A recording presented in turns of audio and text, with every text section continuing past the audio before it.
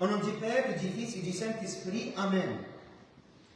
Le Fils prodigue, ce n'est pas seulement une histoire de péché et de retour, mais aussi une histoire d'abandon et de séparation. Le plus jeune fils n'a pas quitté la maison soudainement, mais s'est d'abord séparé dans son cœur de son père, de son frère et de la famille. Il sentait que la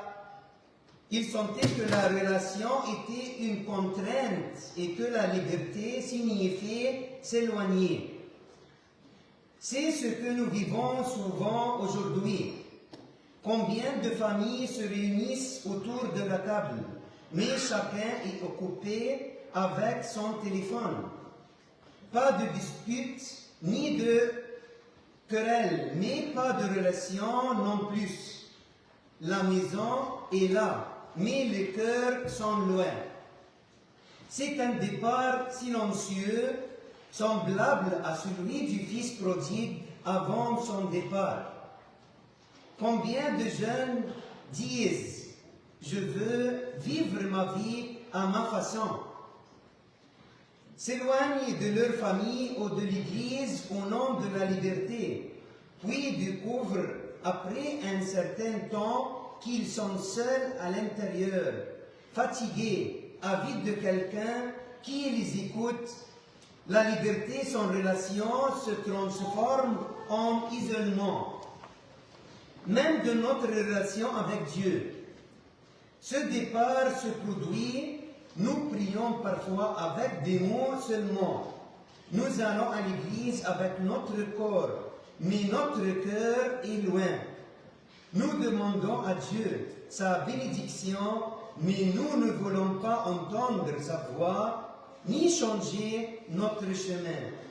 Comme dans l'Ancien Testament, Adam et Ève se sont séparés de Dieu dans leur cœur avant de quitter le paradis. Le Fils prodigue a découvert la vérité lorsqu'il est revenu à lui. Il n'avait pas seulement faim de pain, mais aussi d'une relation. Il a compris que le problème ne venait pas de la maison, mais de sa séparation de l'amour. Il en va de même pour nous. Une mère ou un père découvre que ses enfants n'ont pas besoin de plus de choses, mais d'une seule présence et d'une écoute. Un couple comprend que le silence prolongé est plus dangereux que n'importe quelle dispute. Le plus beau dans cette parabole, c'est le Père.